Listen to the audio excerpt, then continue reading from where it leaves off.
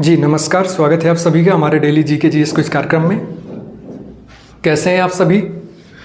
उम्मीद करता हूं कि आप सभी बेहतर होंगे, बढ़िया होंगे और बढ़िया अच्छे से पढ़ाई कर रहे होंगे। ठीक है, चलते हैं क्लास की ओर। तो क्लास में देखिए, आज की क्लास में आपका पहला क्वेश्चन है कि अनुच्छेद 245 के अनुसार संसद का क्या कार्य होता है। आपके जो अनुच्छेद 245 है, इसके अनुसार संसद का क्या कार्य है? सरकार की आलोचना करना, शासन करना, कानून बनाना या कर एकत्रित करना। पेट 2022 का सवाल है ये, पेट 2022 में पूछा गया था इसको। इनमें से संसद का क्या कार्य है? तो प्यारे अभ्यर्थियों, भारतीय संविधान का अनुच्छेद 245 संसद और राज्यों के विधानसभाओं द्वारा जो बनाए गए कानून होते हैं उन कानूनों की जो सीमा होती है उनका उल्लेख करता है। यह संसद को कानून बनाने की शक्ति भी प्रदान करता है और विधायी निकाय को उन्हें निरस्त करने की शक्ति भी प्रदान करता है।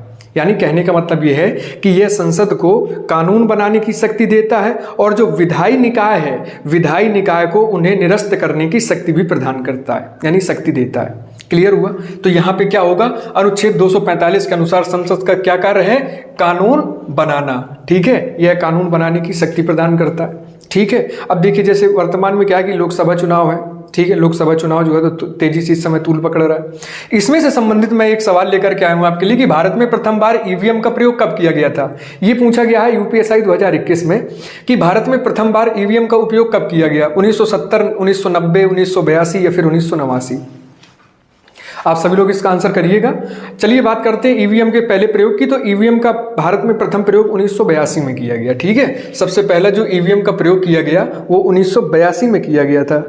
ठीक है, चलिए हाँ, अब देखिए ईवीएम की बात करें भारत में प्रयोग की। तो देखिए ईवीएम का भारत में जो पहला प्रयोग हुआ तो भारत के, हम बात करें केरल जो राज्य है, केरल राज्य के एक उत्तर परावूर विधानसभा क्षेत्र है। तो उत्तर परावूर विधानसभा क्षेत्र में इसका प्रथम प्रयोग किया गया था। ठीक है, और तब से लेकर के 2014 से लेकर के भारत में सभी आम चुनावों में ईवीएम यानी इलेक्ट्रॉनिक वोटिंग मशीन का प्रयोग तब से बराबर किया जा रहा है।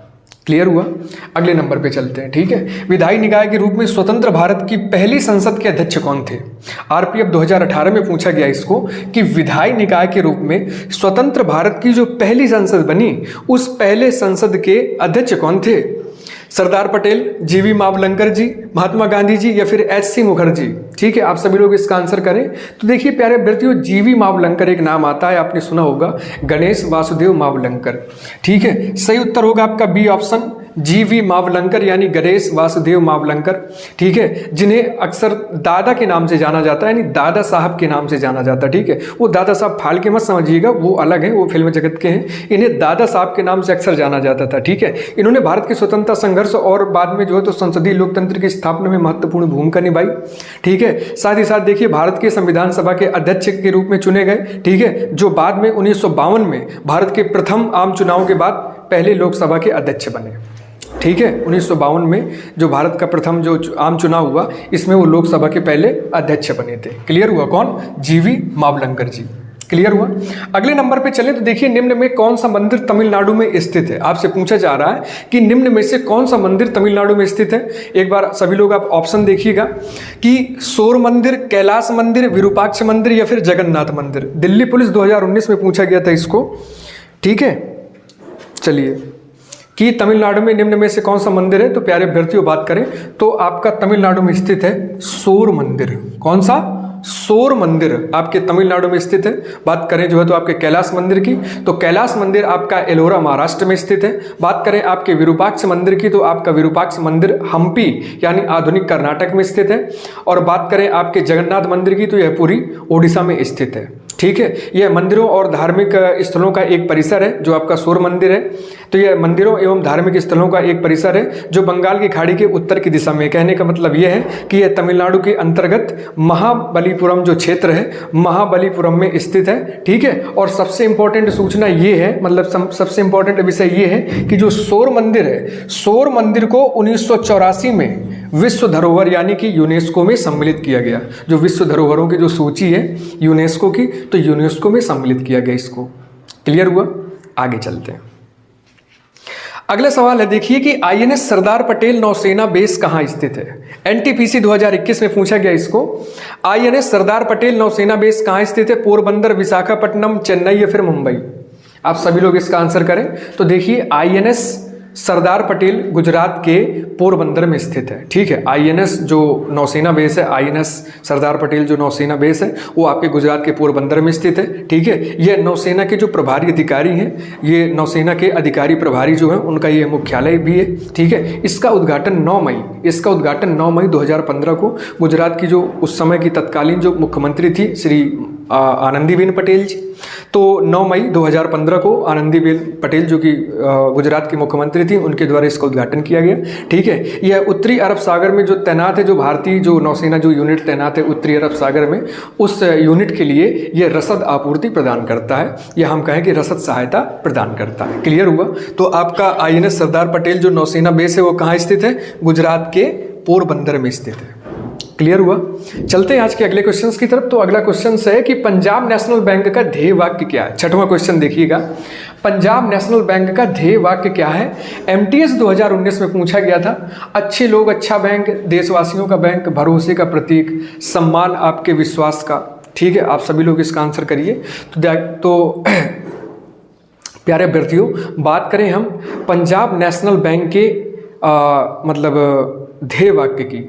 ठीक है, तो जो पंजाब नेशनल बैंक की जो ध्येय लाइन है वो है भरोसे का प्रतीक। जो टैग लाइन होती है जिसे हम ध्येय वाक्य कहते हैं वो है भरोसे का प्रतीक। क्लियर हुआ?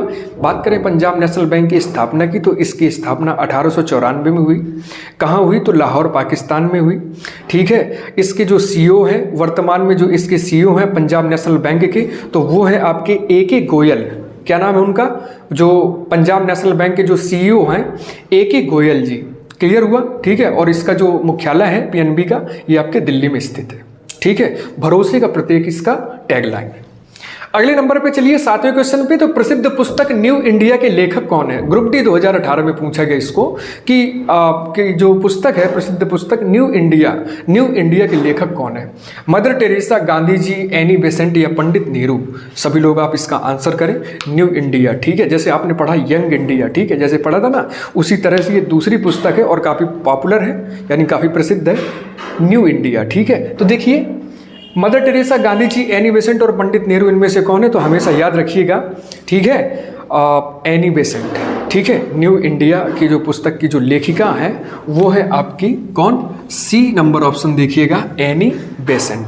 ठीक है, एनी बेसेंट की बात करें तो देखिए एनी बेसेंट आपकी ब्रिटिश समाजवादी, ठीक है, और महिला अधिकार कार्यकर्ता एवं एक लेखिका भी हैं। साथ ही साथ इनकी बात करें तो देखिए यह है आयरिश और भारतीय सुशासन दोनों की प्रबल समर्थक भी हैं। ठीक है, चूंकि आयरलैंड की मूल निवासी थी और भारत में आकर के बसी थी, तो इन्होंने आयरिश और भारतीय दोनों सुशासन को इन्होंने क्या किया? प्रबल समर्थन दिया। ठीक है, इनकी एक लाइन याद आती है कि इन्होंने कहा था कि मैं पूरी तरीके से भारतीय हूँ, आपका हृदय मेरे हृदय से जुड़ चुका है। ठीक है, और और आपकी संस्कृति को मैंने मतलब हृदय से अपनाया है, यानी धारण किया है। ये स्टेटमेंट था आपके श्रीमती एनी बेसेंट का। ठीक है, ये पूछा गया था रेलवे ग्रुप डी 2018 में। बात करते हैं आज के 8वें क्वेश्चंस की। तो यूपीएस का फुल फॉर्म पूछा गया है आपसे। ये पूछा गया है एएलपी 2019 में, और स्पेशली जो रेलवे की तैयारी कर रहे हैं टेक्निकल और एएलपी, उनके लिए खासकर एक जो है तो अच्छा क्वेश्चन साबित हो सकता है। यूपीएस का फुल फॉर्म पूछा गया है। यूपीएस का फुल फॉर्म होता है अनट्रिप्ड पावर सप्लाई। अनट्रिप्ड पावर सप्लाई यानी कि अबाधित विद्युत आपूर्ति, बिना किसी बाधा के आप विद्युत आपूर्ति का सुचारू रूप से चलते रहना अबाधित विद्युत आपूर्ति कहलाती है। ठीक है, हम बात करें तो यह एक विशेष प्रकार की विद्युत आपूर्ति प्रणाली है जिसमें पावर जो है ना, जिसमें पावर आपके वोल्टेज की स्थिति में, ठीक है, या फिर हम कहें कि पावर आपका आउटेज की स्थिति में, सॉरी, ठीक है, वोल्टेज नहीं, आउटेज की स्थिति में क्या होता है कि कंप्यूटर को शक्ति प्रदान करता है। यानी कि अगर जैसे बिजली चली भी गई तो उस दशा में भी आपकी जो है तो जो कंप्यूटर है, आपकी जो इलेक्ट्रॉनिक जो डिवाइस जो चल रही है वो एकदम से बंद नहीं होगी, उसको निरंतर विद्युत आपूर्ति मतलब बिल्कुल मिलती रहेगी बिना किसी बाधा के। तो ये अबाधित बन गई, अनट्रिप्ड पावर सप्लाई। क्लियर हुआ? चलते हैं आज के करंट के क्वेश्चंस की ओर। तो देखिए हाल ही में कौन सा बैंक लक्षद्वीप में शाखा खोलने वाला पहला बैंक बन गया है? Axis bank, HDFC bank, yes bank और आईसीआईसीआई बैंक। ठीक है प्यारे अभ्यर्थियों, आप सभी आंसर करें इसका कि हाल ही में किस बैंक ने लक्षद्वीप में अपनी पहली शाखा खोल करके एक इतिहास रचा है। तो आपका सही उत्तर माना जाएगा HDFC बैंक, बी ऑप्शन है और करंट का क्वेश्चन है, हमेशा ध्यान रखिएगा इसको।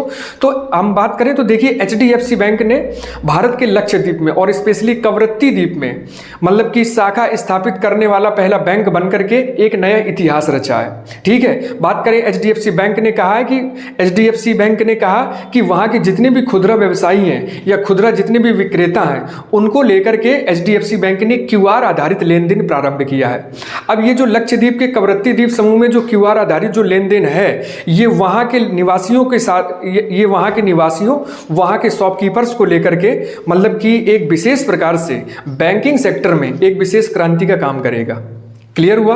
अब बात करते हैं आज के कुछ के लास्ट क्वेश्चंस की कि हाल ही में अमेरिकी राष्ट्रपति के गोल्ड वॉलंटियर सर्विस पुरस्कार से सम्मानित होने वाले पहले भारतीय साधु कौन है।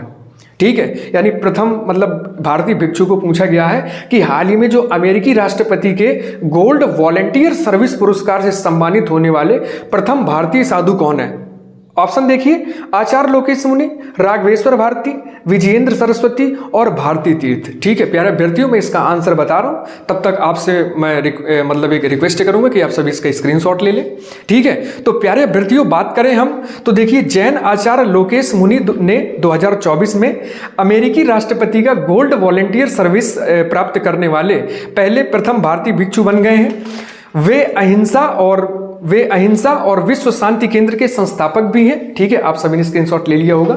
तो जो आचार्य जैन मुनि है लोकेश मुनि जो है अहिंसा, विश्व भारती और विश्व शांति केंद्र के संस्थापक हैं और मानवता और अनेक लोगों की भलाई के लिए अपने विशेष योगदान के लिए जाने जाते हैं। ठीक है, तो जो अमेरिकी राष्ट्रपति का गोल्ड वॉलंटियर सर्विस अवार्ड मिला वो किसे मिला, आपके आचार्य लोकेश मुनि को मिला।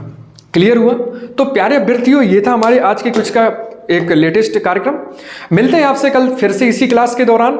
ठीक है, तब तक के लिए स्वस्थ रहिए, मस्त रहिए, बने रहिए हमारे साथ। नमस्कार, धन्यवाद।